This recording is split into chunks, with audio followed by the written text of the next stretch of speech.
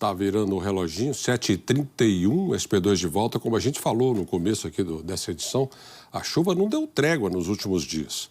A preocupação da Defesa Civil é principalmente com os deslizamentos de terra. O solo está encharcado, né, gente? E a apreensão aumenta ainda mais em áreas que foram desmatadas recentemente. Somente nos últimos 2 anos foram destruídas cerca de 45 mil árvores na capital. Todas com autorização da Prefeitura. E, muitas vezes, essas autorizações são questionadas na Justiça. Entenda na reportagem da Laura Cassani e do Paulo Gomes. O que a natureza demorou décadas para pôr de pé foi abaixo em menos de 8 horas. O conjunto de cerca de 100 árvores na rua Sebastião Cortês, em Perdizes, desapareceu uma semana antes do temporal que assustou os paulistanos na última sexta. Os moradores dos prédios que ficam no topo do terreno acompanharam e registraram sem acreditar no que estavam vendo. A Prefeitura da capital, via Secretaria Municipal do Verde e do Meio Ambiente, aprovou o corte de 94 árvores com cerca de 75 anos, mediante compensação ambiental. Em troca, 90 mudas de 3 centímetros devem ser replantadas no local. Nos últimos 2 anos, a Prefeitura admitiu a derrubada de 45 mil árvores na capital, com previsão de plantio de 157 mil mudas. O problema é que os estragos chegam antes dessas árvores crescerem.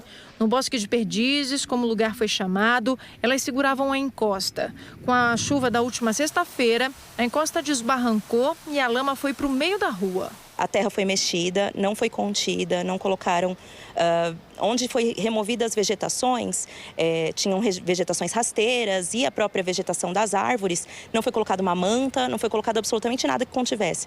A Promotoria de Justiça do Meio Ambiente denunciou o caso à Justiça. A promotora Cristina Godoy de Araújo Freitas sustentou que o local é tomado por declives com mais de 17 graus, o que impede o parcelamento do solo de acordo com uma lei federal. Que o terreno é majoritariamente coberto por vegetação de preservação permanente, sendo que alguns trechos constituem área de preservação permanente. E essa semana, a 4ª Vara da Fazenda Pública de São Paulo atendeu ao pedido do MP e determinou a interrupção da derrubada de árvores e a continuidade de qualquer obra no terreno.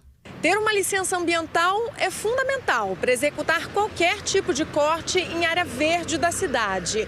Mas nem sempre essas autorizações são garantia de que a obra não vai ter problemas no futuro.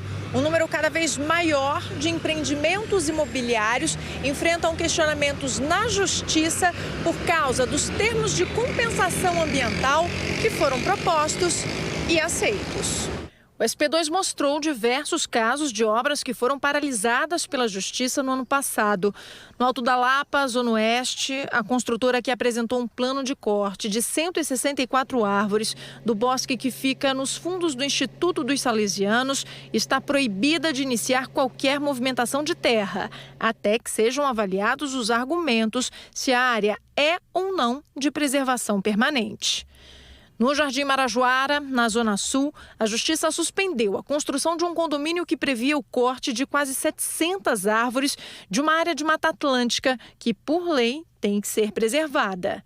E na Rua Sena Madureira, ainda na Zona Sul, o Ministério Público denunciou o corte das árvores previsto para a construção de um túnel.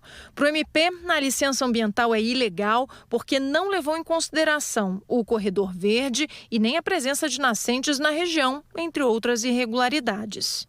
A construção do incinerador de São Mateus, na Zona Leste, que prevê a derrubada de 10 mil árvores, também foi barrada na Justiça por causa dos potenciais danos irreversíveis ao meio ambiente.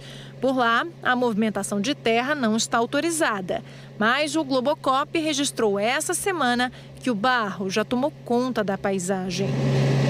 A Prefeitura, como eu disse e como eu entendo, está sendo muito permissiva com relação à supressão de vegetação em São Paulo. O CAEX, que é o nosso órgão técnico, tem falado constantemente em todas essas autorizações que há vedações legais para que essas autorizações não sejam feitas. Tanto é verdade que as liminares têm sido concedidas. porque há discussão de que é a área de preservação permanente, é a área de vegetação permanente, área imune de corte, área de vegetação significativa para o município. Tudo isso está sendo ignorado pela prefeitura. A vista do apartamento da Diana mudou, mas não é só isso.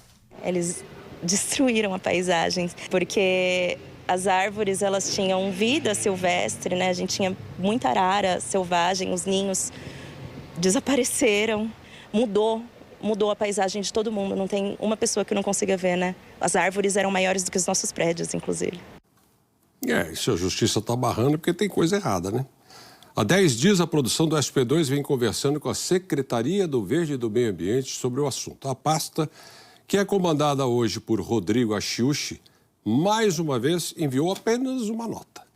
Disse que acatou a decisão da Justiça e suspendeu o termo de compromisso ambiental no Bosque de Perdizes, assim como o alvará da incorporadora.